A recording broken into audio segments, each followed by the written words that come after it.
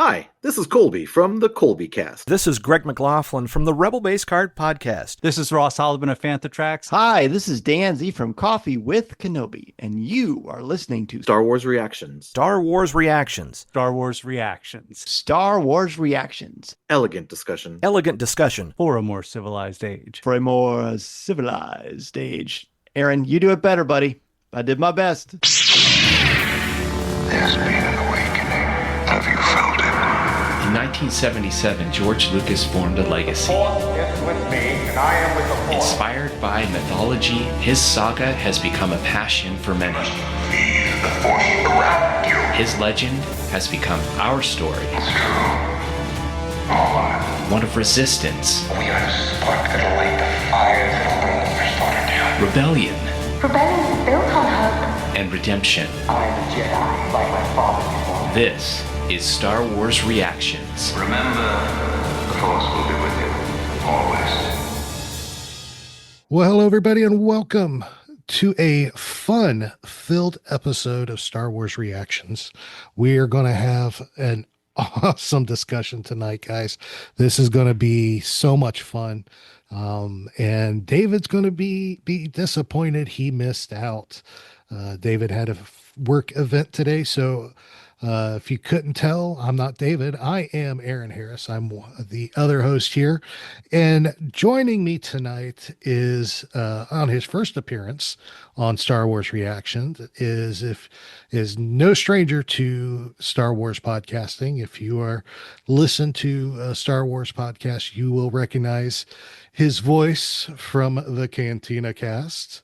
Please welcome Albert Padilla to the show. Albert, welcome. Hey, Aaron, thank you so much. Thank you for the invite. This is, like you said, it's overdue, and it's a pleasure to be here. So, and what better topic to talk about than Mandu Grogu? I mean, come on, this is candy. Thank you so much.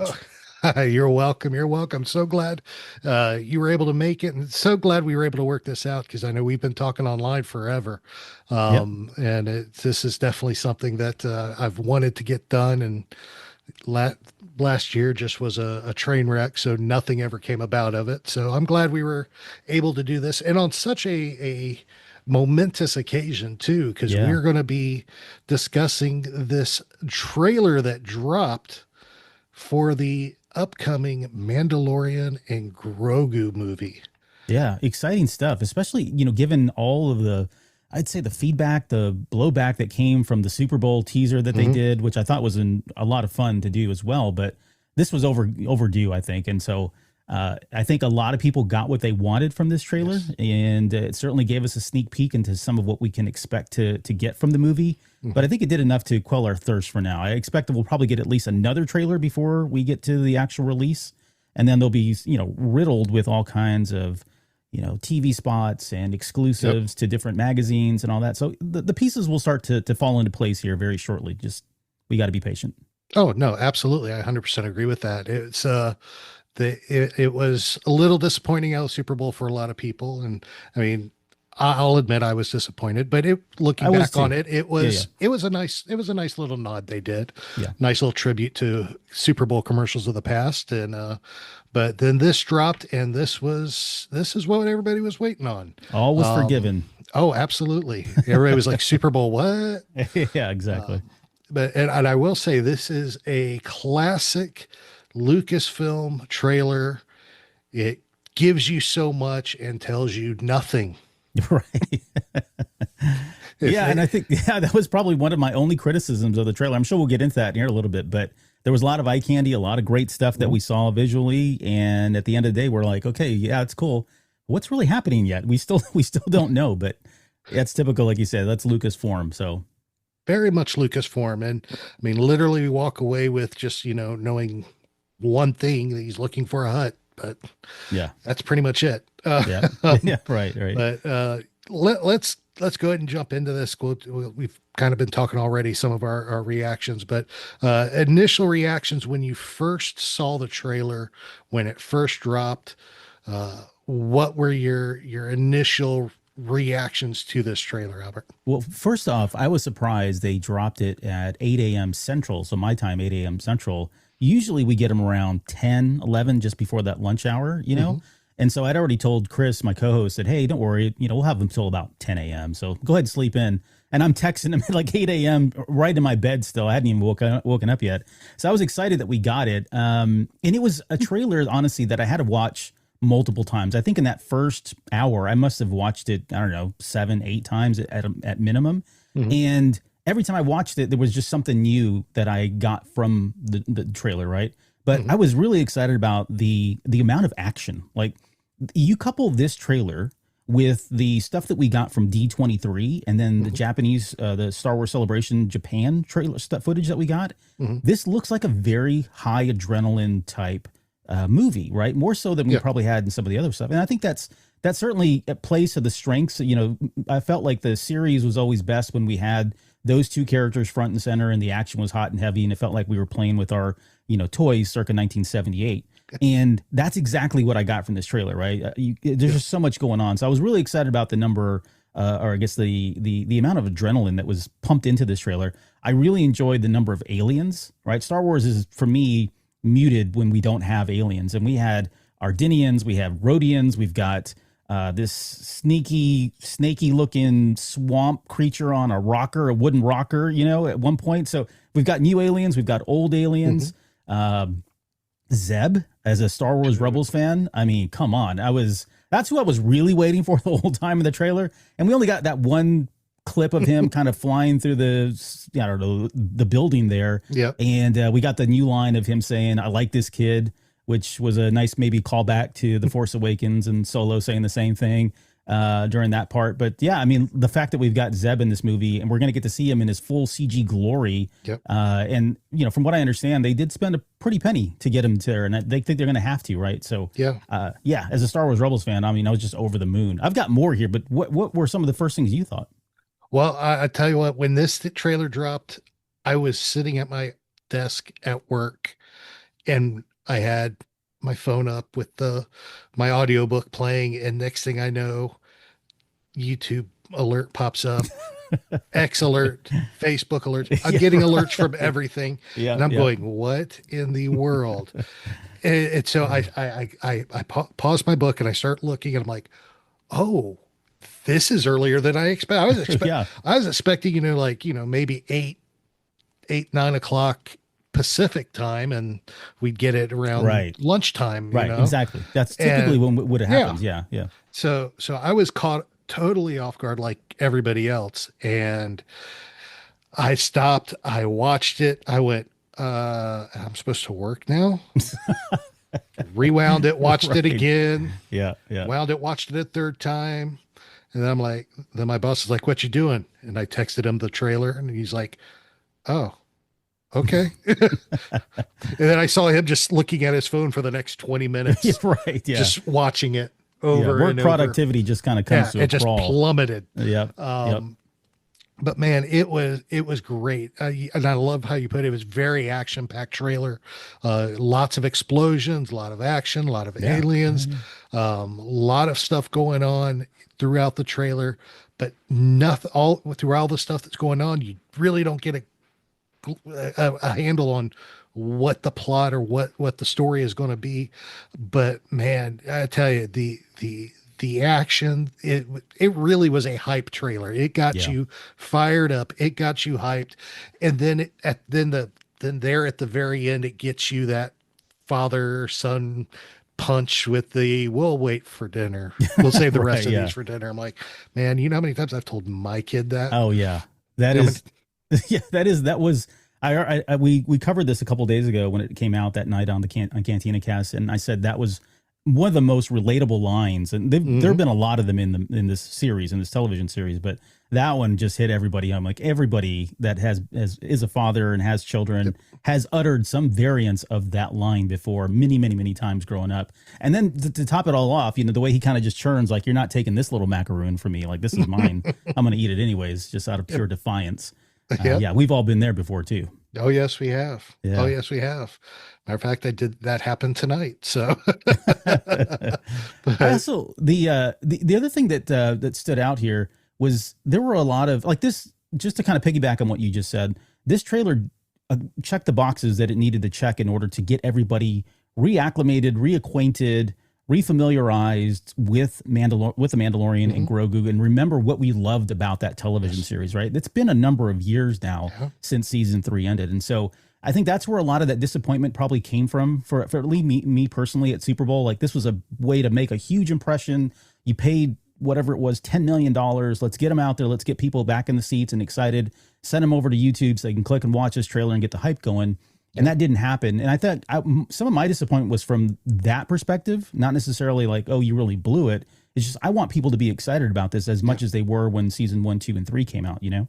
And I think this movie this trailer did that. It ticked all those boxes. We had an RT unit, check. Yep. We had the Razor Crest back, check. We had the twins from Book of Boba Fett. Hey, you remember those guys? Check. We had a U-Wing, Rogue One, 10th year anniversary this year in 2026. Check. Mouse droids, Embo for the people from Clone Wars.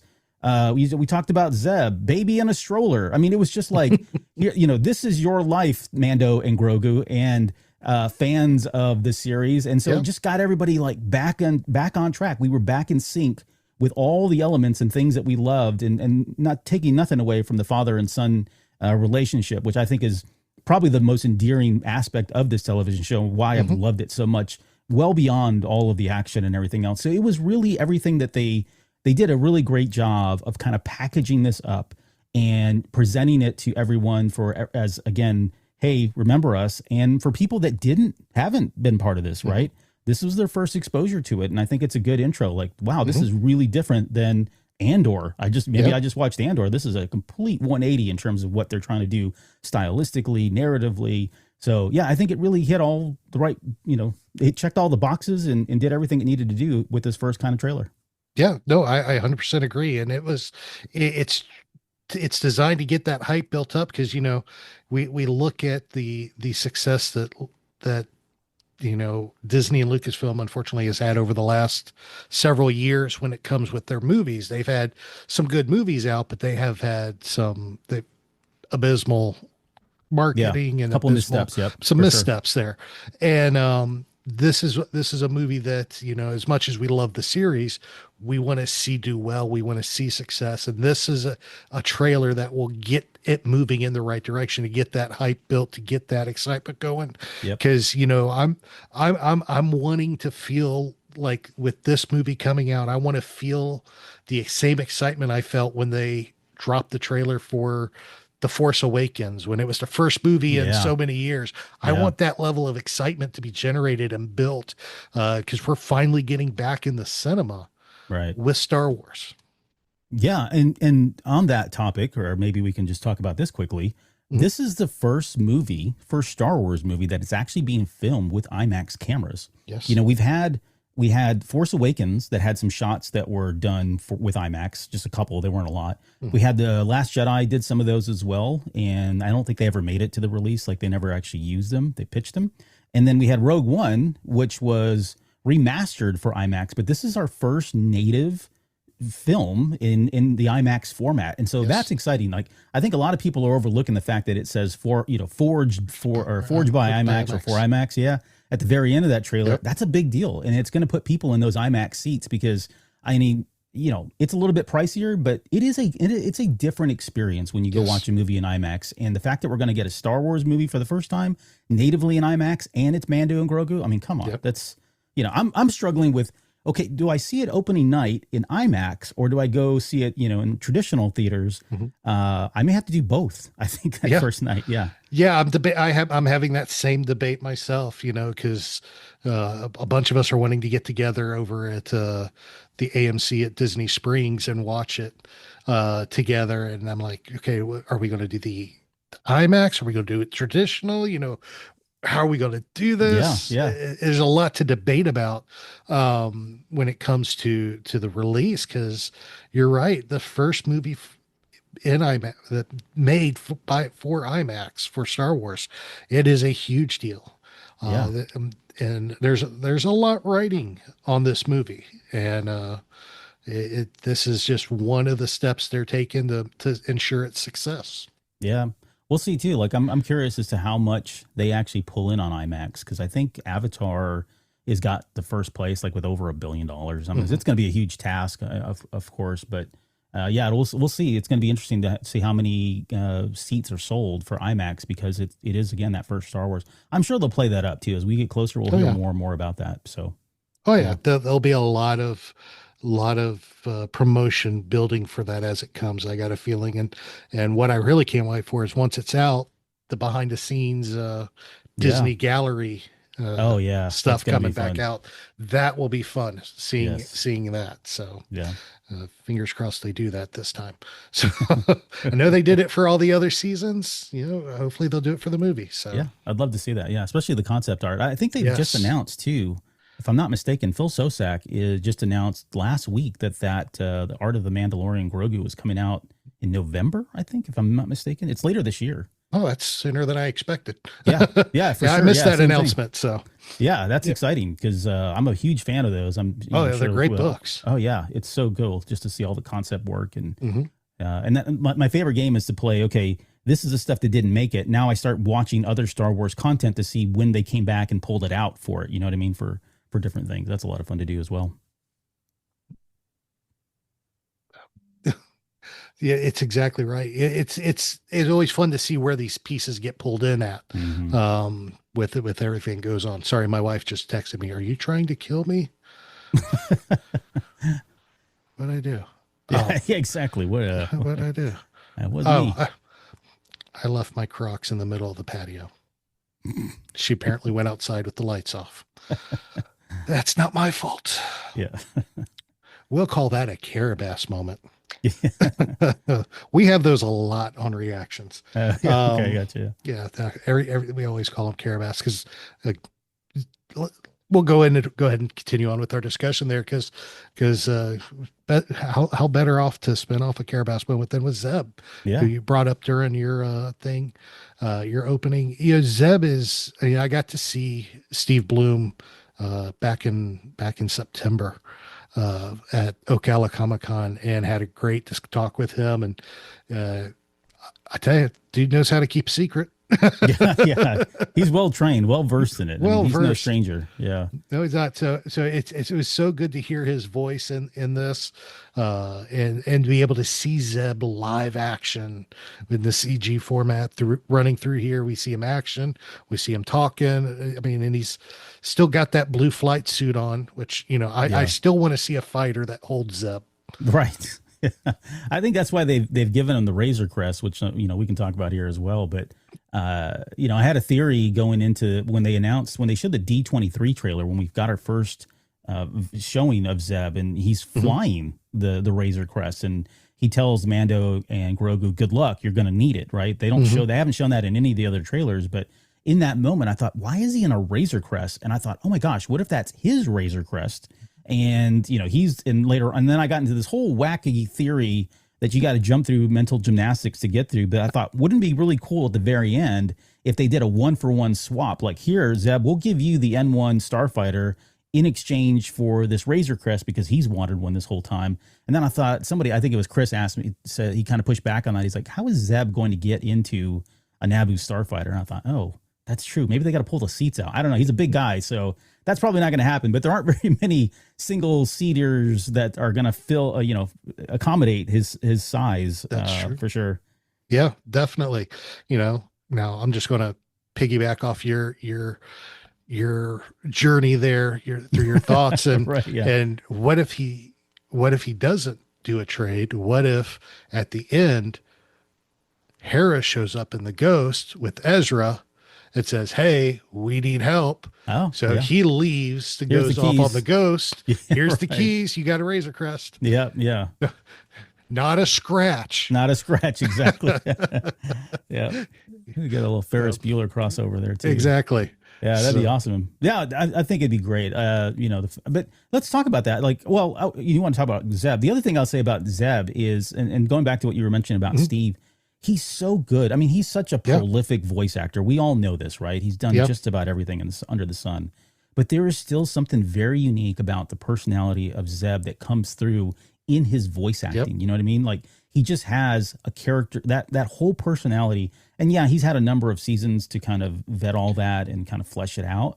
But use that his voice is so synonymous with the character as much as the look and the animation itself. So, Yeah. I mean, he's a very, very rich character, and it's really great that people are going to be exposed to him for the first time. You know, unless you watched Rebels, you really don't know who this character is. You know, you think about it. He showed up as a cameo or some weird character at the end of season 3 of The Mandalorian. Yep. But other than that, this is going to be their first exposure. And so I'm really excited that people are going to finally get to see this character, fall in love with this character. I expect we're going to see all the shenanigans and the snarkiness and, you know, the attitude and, you know, the Carabass. I mean, I'm waiting for him to blow that out at least once or twice.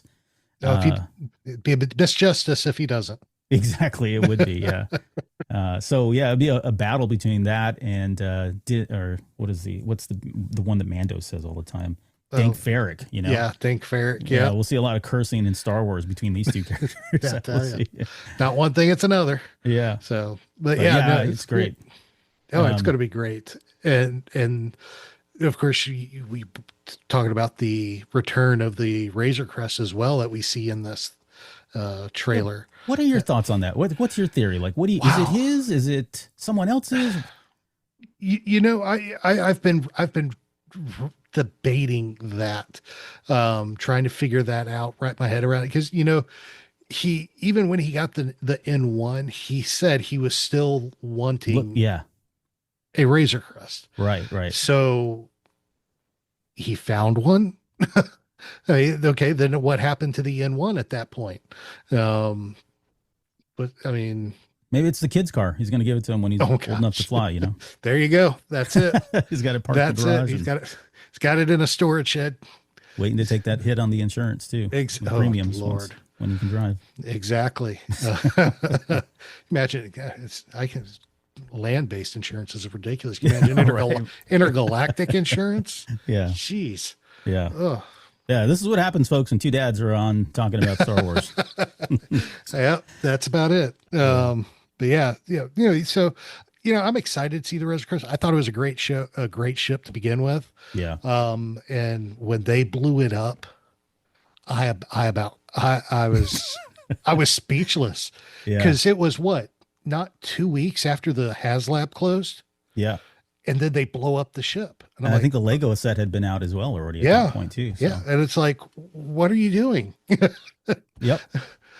You know, like all these people that just bought the Razor Crest were going, oh, are we getting a pile of junk now? I mean, but you know, the new paint job looks good. A lot of additional yellow above the cockpit and everything.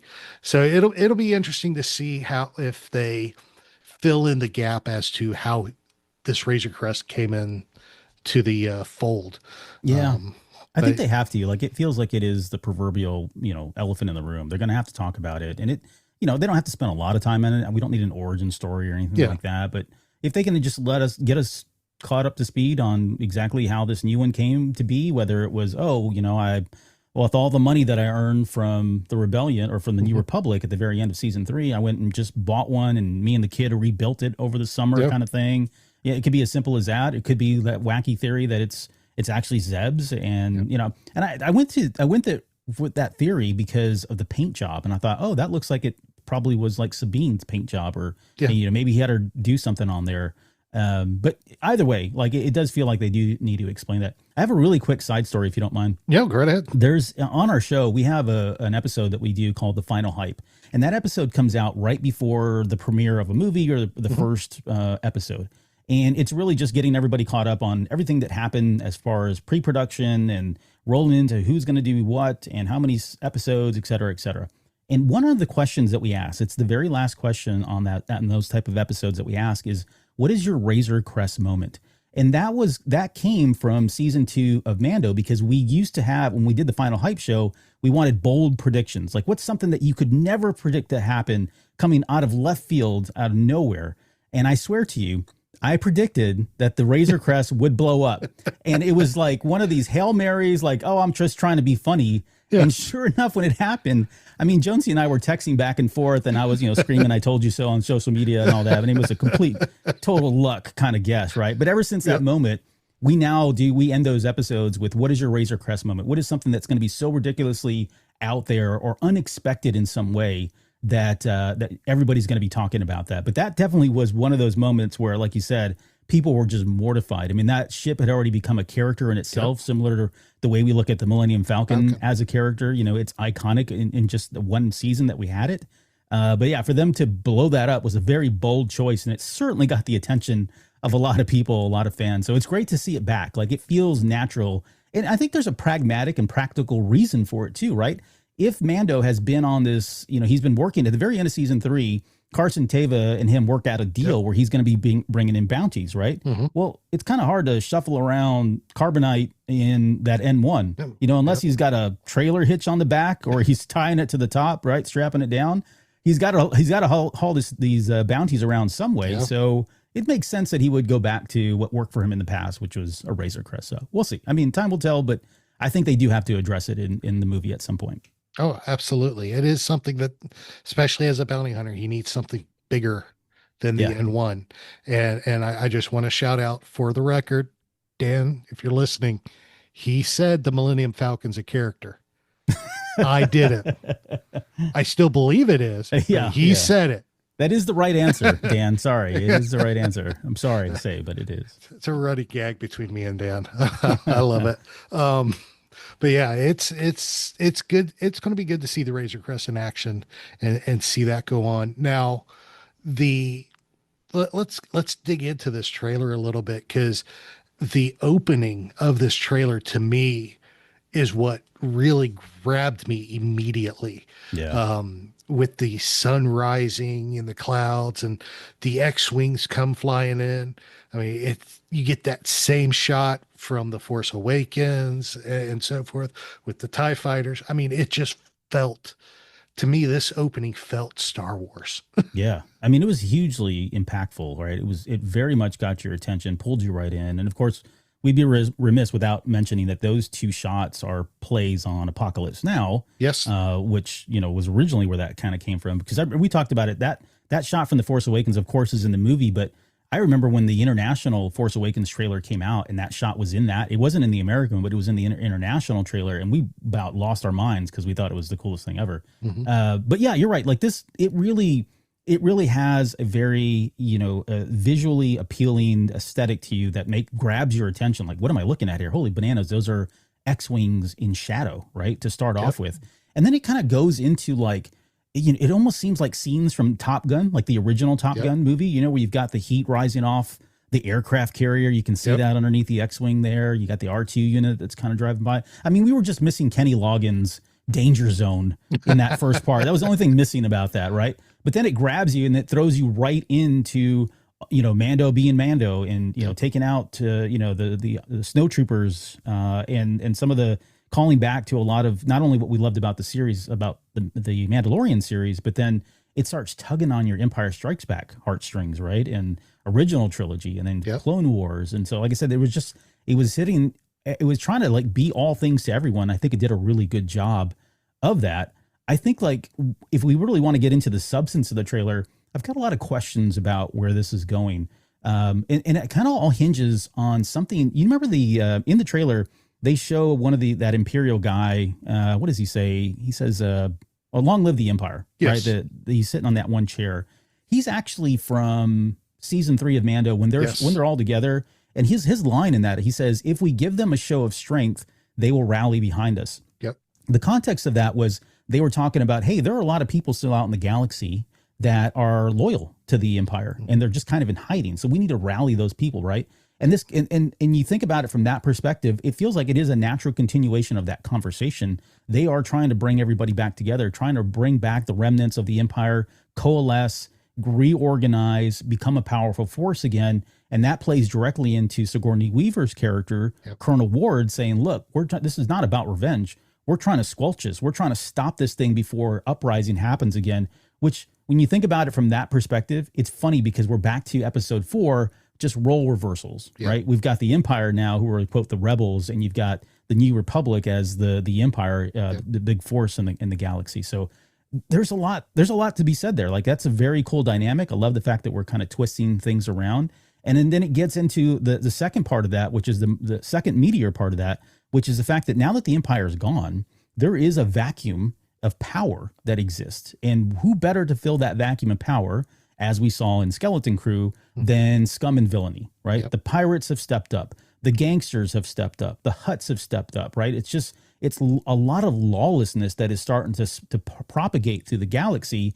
And you've got this new republic who we've already established as being not very good. Sometimes people feel like they're incompetent, right? They don't have a lot of good views of the New Republic. But now they've been tasked with not only holding the peace, keeping the peace, but then going around and trying to get rid of all of these other pockets of, different vigilante groups or whatever that are starting to rise up, trying to take power.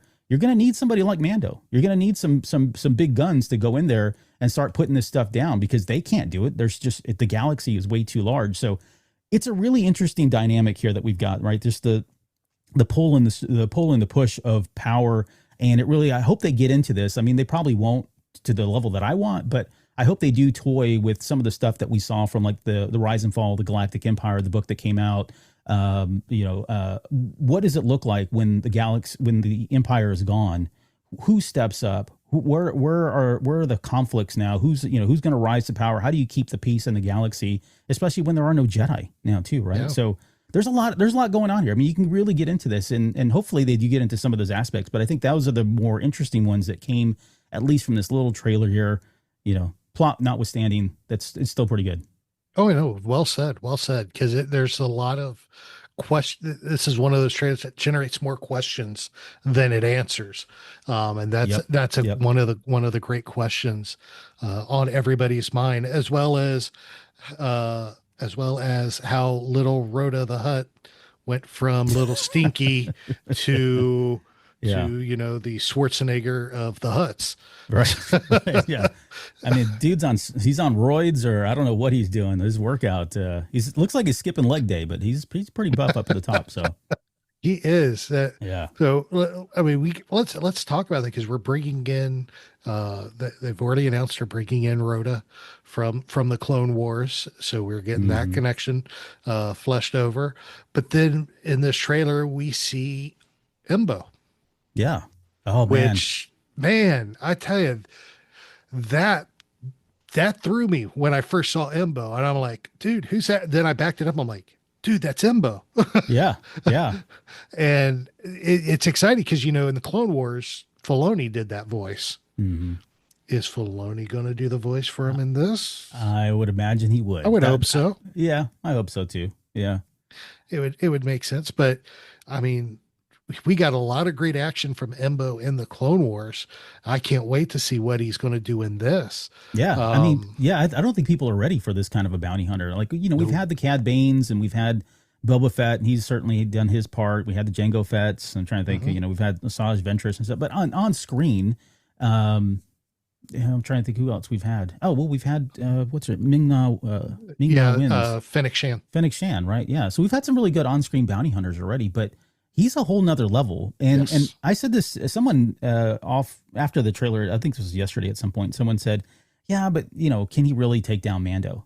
Yeah, he actually is. Like, when you think about the caliber of bounty hunter that he is, he's not like and I'm not going to, no shade against Boba, because he was kind of picked on throughout the Clone Wars and that sort of thing, but he's not your average bounty hunter, right? He's not like I feel like if I say any names, people are gonna be like, oh, what about, that's my favorite one. But like Aura Singh, or I don't know, Jodo Cast, or, he's a top tier bounty hunter, right up there with the Cad Banes of the galaxy. You know what I mean? So if there's anybody that can actually give him a run for the money, it's going to be somebody like Embo.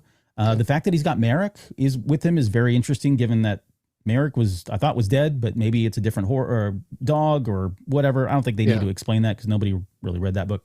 But the fact that you've got him going in there, and I posted this too, and I don't think a lot of people have caught on to this, but when they show Embo and he's walking up and it's raining there, what looks to me, if you look at that back of that it looks like Mando's little hut, like that little building little house that they built at the very end. And so now you potentially have a scenario where he's coming in at night, definitely probably has his guard down. He's probably not, who would come to Navarro and come attack me out here in the middle of nowhere on my ranch kind of thing, right? Yep. So it does give him the upper hand and the upper advantage to take Mando and subdue him and take him in to the Hutts, which I assume that's who they are. I feel like it's likely the twins that have hired Embo to bring Mando in. I was the other thing I was going to say, when you talk about you mentioned the action sequences from Embo. Do you remember the episode where he was like riding on his hat in the snow? Yes. And he was being chased, or he was chasing like Anakin and Obi-Wan, and they were in a speeder or something. Like, that was a really cool action sequence. And I get it. It's animation, so they can have, more liberty to kind of get kind of silly and stuff. But it's just things like that. He's not your average kind of bounty hunter. He does kind of do some things that are really unpredictable. He's got a lot of agility. He's a great fighter. He's a great shot.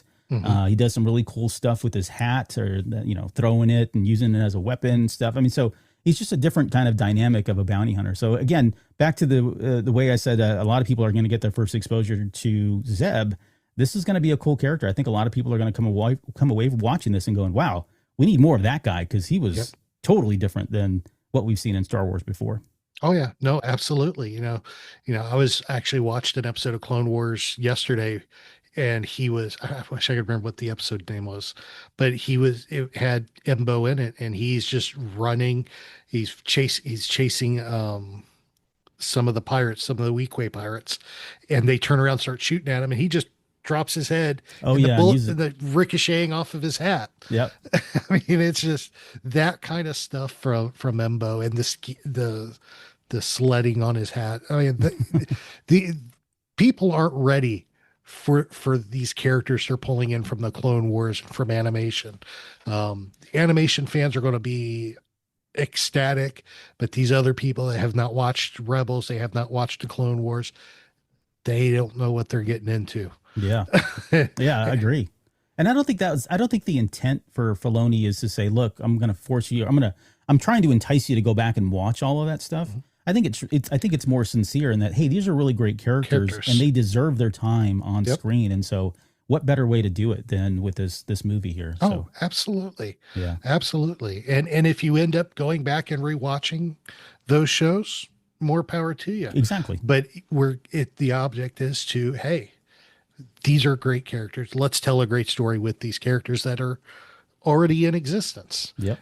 So yeah, it's going to be fun to see how people react to Embo, and of course to Zeb. But the other character I want to mention that was in this trailer, we talked about Rhoda, but we got one of the most famous Hollywood directors. Oh man. Good old Scorsese. Yeah. Voice acting. Yeah. He is one of my favorite all-time directors. Like I can probably count them on my hand, like who are my all-time favorites. And Spielberg's up there. He's up there. David Fincher's up there. James Cameron's up there. But either way, like it's just to have him in Star Wars was just absolutely unexpected. And I have to think that it was probably Jon Favreau that was pulling strings. I think that they've got a relationship there. But the idea, and coming off of like last year, I think it was last year when he was, I wouldn't say throwing, I guess it was shade. He was kind of dogging the Marvel movies, right, as not being cinema, like true cinema, and then yet here we go, flash forward a year later, and he's doing voice acting on Star Wars. And so maybe he holds Star Wars at a, to a different level because of the George Lucas, impact, and because they were friends as well, right, growing up and cutting their teeth in Hollywood at that time. So I get all that, but I just, he's got a great voice. Like he's actually got a really good voice. He can bring a lot of attitude and a lot of charisma to the character that we see there. I think if you translate the Aurebesh, I think it translated into Hugo, and maybe that's his name, or he works for somebody named Hugo. We've been calling him Hugo on the show. Yeah. But it's a character that I expect. I don't see him just having like one scene. I have a feeling like it may be somebody that Mando kind of touches in from time to time throughout the movie as more information is being fed to him. Like that's kind of his person on the inside, or at least in the know. So it would be cool that we get more than just that scene. And I think we will. I really would hope we get at least 2 or 3 scenes with him. I don't think he's going to be a main character. No. But I mean, I wouldn't hate it, I wouldn't hate if he suddenly became a sidekick and, we get back to season 4 of Mando, and it's Mando, Grogu, and there's Hugo as well, right? He's like the third one. He takes over Kuril's position or place in the series. So, but yeah, I mean, just so weird. I mean, I'm not expecting to see Martin Scorsese. And it's funny because when that trailer came out, somebody had posted on Twitter that there were rumors that it was Martin Scorsese, and I was like, what? And so I went back and listened to it, and I'm like, oh my God, it does sound like him. It sounds exactly like him. With like 30 minutes later, it was officially confirmed, I think, on StarWars.com, and some of the other big publication stuff on Twitter had already confirmed it as well. But yeah, Chris said it on our show the best. He goes, Martin Scorsese in Star Wars was not on my bingo card for 2026, and not in my lifetime either. Like, I just never thought we would get him in there. So good for him, though, man. I mean, talk about, bringing some fun and joining the fun of Star Wars and getting his name in, the annals of Star Wars. Yeah, that's going to be a lot of great stuff there. So I'm excited. Oh yeah, it's great. It's great. And I will say, I love how they gave the character his eyebrows. Right, the big, thicky caterpillar eyebrows. Yes. Yeah. It's there's no mistaking who's voicing that character. Yeah. But good old Scorsese in Star Wars. Well, I know we're running out of time here a little bit, but there's just we could talk for hours on this trailer and not hit everything that's in it. Yeah. For sure. But Grogu in and of himself really steals the trailer somewhat. We mentioned earlier the whole final scene there at the end where he's kind of, eating the cookies and turns away. Yeah. We see him kind of pressing a whole bunch of buttons on the Razor Crest there at the beginning. And he's like, stop pressing buttons. Right. It's like every dad's done that. Yeah, no, for sure. But then you have him, piloting a high speed carrier. Yeah, I don't know what's going on with that carrier.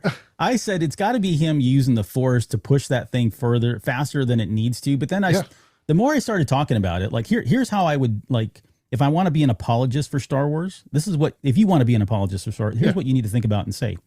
In Star Wars, we have doors that close at the speed of sound, right? Right behind somebody walks in, it's like, bam, like the door closes immediately. And I always thought, wow, that is really unsafe, right? Yep. Then you've got kids driving around on speeder bikes. You've got kids in the Bunta pod race. Yep. So like we've got the Imperials don't have guardrails on any of their bridges. So part of Star Wars is just, the suspension of disbelief that things can be unsafe. I mean, ships always crash and they don't really ever blow up. They just kind of fall apart kind of thing. So it's a different kind of science in Star Wars. So why not have a baby stroller that can hit Mach 1? I mean, that makes sense, right? It seems like it's par for Star Wars, but if you can't get past that, then I think the easy explanation is that's Grogu using the Force to really kind of give it some nitro and get it pushing, because that thing is moving at the very end. I mean, it's got to be going like 200 miles an hour easily. Oh yeah. And it transforms too, because right before he takes off, you see that bar come around up front, and he gets this giant, almost like bulldozer bumper up front. Then he takes off, and Mando's using his jetpack just to keep up with him. Yeah, he's like barely keeping up with him. I know. Yeah, exactly. So it's either that or Rhodians just really don't care about their children, and they strap them into these rockets, and allow them to just kind of take over and go as fast as they like. I don't know. Yeah, I don't know but yeah, he took that pram for a ride, man. That was good. And then we see him, we see Grogu Carabast Grogu versus the mouse droid. Yeah, right. And it's a souped up mouse droid with like giant snow tires. Yeah. It has to, right? How do those things get around in the snow? Exactly. And it's funny because that mouse droid, it showed up in the D23 trailer. And so that scene, I don't know if they're going to use the same footage, but I don't know if you remember, if you've seen it, but we get in that D23 trailer, we get that perspective of being within the mouse droid. Mm-hmm. And we see it going through like the hallways, and it's passing, snow troopers as they're getting ready to go into battle of some sort. And it eventually, makes its way out. And so we get the second part of that in this trailer. We get to see the very end. So when you watch that scene, at first, it's kind of got a blue tint to it before we see Grogu suddenly lift it up and drop it down. That blue tint is because we're seeing it through the perspective of that mouse droid. So hopefully we'll see more of that, because it is a cool shot. It's ground level and you can see it moving around, from first person perspective, cool kind of thing. But so yeah, I mean, the mouse droids, it's a very formidable foe, I think, for Grogu, and it's certainly, pick on someone your own size. I don't know. That's about right there. Yeah. And he picked on it. All right. Yeah. And that little gag too with a tire when it rolls off. Yeah.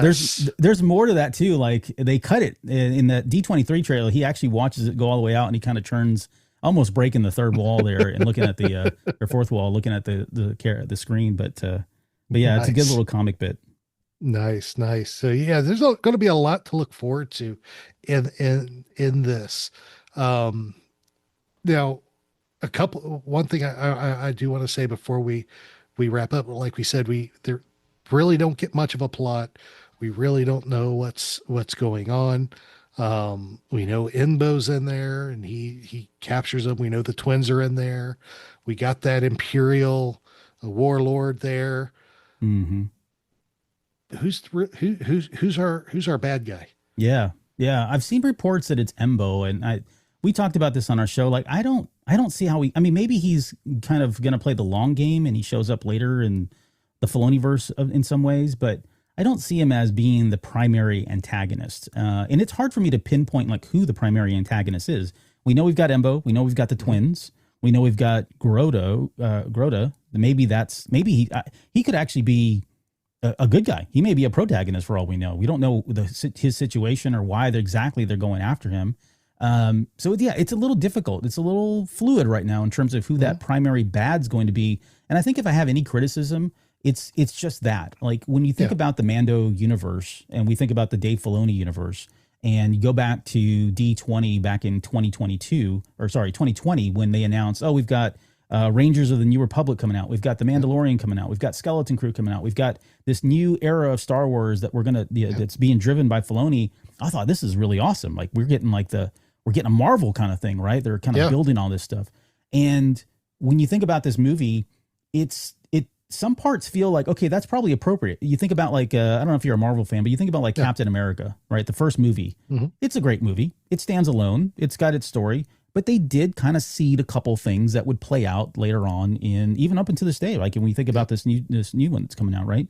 And so maybe they're doing something like that where it is going to be a standalone. We don't necessarily have like a Thrawn or like a really big, like a looming character like Snoke or Palpatine. But it does see this. It starts to seed that maybe there is somebody out there. Maybe it is going to be Thrawn. I think I'd be okay with that. I do like the idea of having, though, somebody that I can pinpoint and go, okay, they're the main boss, right? He's going to get through all the levels, and at the very end, they're going to have an epic battle, epic fight. I don't see that right now, but that's not to say it can't still happen. And if it doesn't, so long as they tease it with, hey, this is just the first part of a bigger picture, or they give us something at the very end that makes us think, oh my gosh, there's a bigger threat that looms, I think I'd be okay with that too. Oh, absolutely. We definitely will. And it's going to be one of those mysteries I have a feeling we're not going to find out till we actually see the movie. Yeah. So I think that was really the only criticism I had is I'm not really sure on the plot. I'm not sure who the bad guy is. All that I have full confidence that we'll get more of that again as we get closer to it. But if I could maybe just end on one thing that I felt like was a really big standout moment for necessarily, I gave you my two big ones, but on a more personal level, one of the things that stood out for me in that trailer was that middle portion there when he says the kid will live centuries beyond me. I won't always be there to protect him. As a father, I know my kid's not going to live centuries, right? Yeah. But I do worry about that. I wonder, like, who, I'm not going to always be there for my children. At some point, I'm going to pass, and hopefully they'll still be alive. So that part really kind of hit home with me, and it really goes back to that. Star Wars has always been about family to me. It's the one aspect and the one theme that I've really always clung to with Star Wars, all the way back to the original trilogy, whether that was Luke and his dad or Luke and Leia, and then later on with Phoenix Squadron and just like what challenging what is a family, right? Can it be from different people, kind of thing. When we got into The Force Awakens, I was really interested in like who were Rey's parents. Like that really meant something to me, even if it turned out to be not something that, some of the other directors decided to take and kind of play with.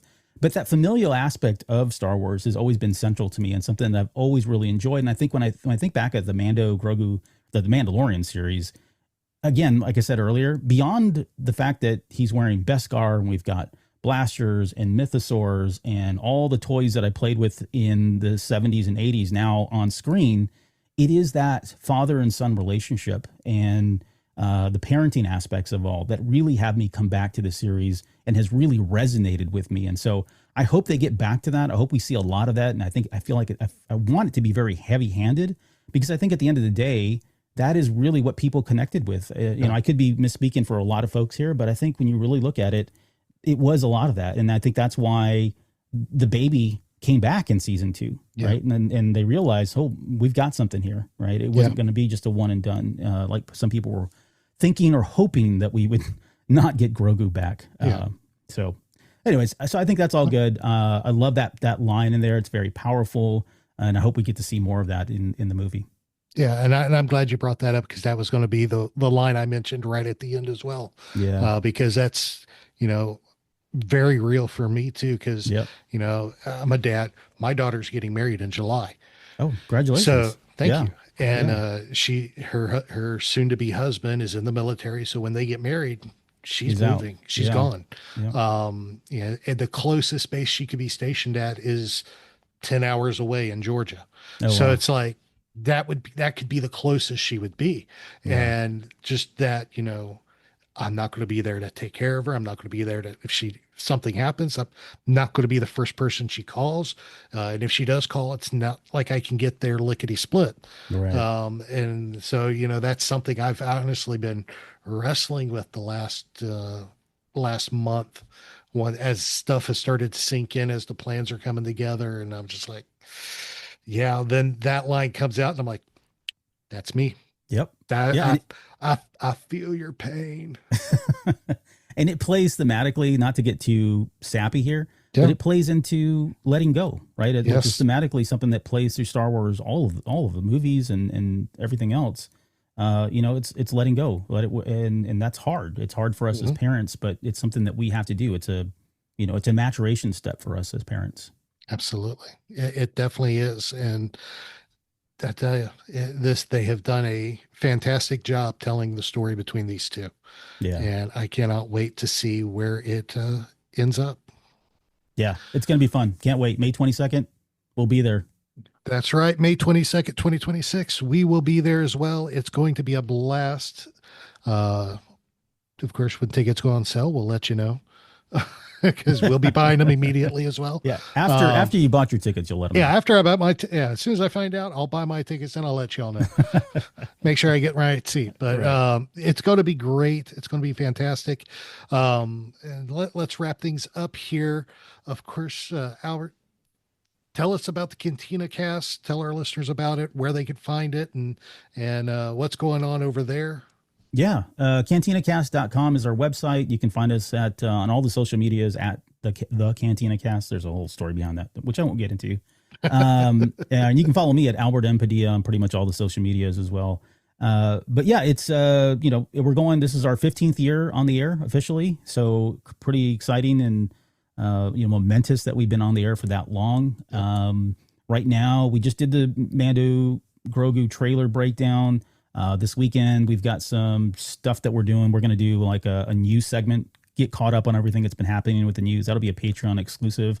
I haven't really announced this just yet. I'll go ahead and announce it here. We'll have Adam Christopher, the writer of, what was the book? Sorry, I'm just drawing a blank. I was thinking, I've got Adam Christopher. I'm so excited. Master of Evil. Yes. So Adam Christopher will be on the show in 2 weeks, as a matter of fact. So we'll record that and we'll put it out. But we're going to bring him on, and he's been on the show before, and we kind of ran him to the ringer. We did some fun trivia stuff and that sort of thing. But he's coming back on to talk a little bit about Master of Evil, because it is a book that's been out for a couple months now. Yeah. But really, we just want to hang out with him. So he was cool with it, and he was like, yeah, let's just hang out and talk Star Wars. So that'll be a lot of fun. Nice. That'll be a public show. If you're interested in seeing him, if you've never seen him before, he is a dyed-in-the-wool OG baby. He loves Star Wars. He loves action figures. He's a big, sci-fi nerd as well. So he's just a great guy to have on. So we're excited about that. So that we'll have him on here in about 2 weeks. So look forward to that as well. Oh, that'll be fun. That'll be fun. That was a great book. I loved Masters of Evil. It was. That caught me. I was expecting it to be good. I did not. It caught me off guard with how good it was. Yeah. So I thoroughly enjoyed that book. So yeah, I'll be tuning in for that one for sure. Of course, everybody knows where out there of course, you can find us at SW Reactions Pod on Facebook and X, SW Reactions everywhere else, Instagram, Threads, TikTok, all those. Of course, email swreactions@gmail.com. And of course, you can leave us a voicemail at speakpipe.com/Star Wars Reactions. David, if you want to reach out to David, hit him up on Instagram at David_Modders, or no, that's at David Modders. X is at David_Modders. I get them confused. But then of course you hit me up at TA Harris 121079, X, Instagram, all those fun places. And we'll go from there. Now, it is tradition, Albert, that we end the show the same way. And since you're joining us, it's only fair we end it the same way again. And I know David is sending his well wishes and his apologies and everything up front, but it is the Star Wars dad joke of the week. We do, this is just how I love to end the shows. Half the time David is groaning and rolling his eyes. Yeah. Very rarely. I tell you what, you give me one and I'll give you one right back. See, this is, I knew this was a good idea. I knew this was a good idea. Yeah, go ahead. All right, here we go. We got our Star Wars dad joke of the week here. And here we go. What is a Mandalorian's favorite type of pasta? Favorite type of pasta? What is it? Fettuccine. Oh, fettuccine. Fettuccine. Got it. Yeah, that's a good one. All right. All right. What do you got for me? All right. Well, we'll end on this. So why are Star Wars dad jokes the best jokes? Why? Because they're apparent.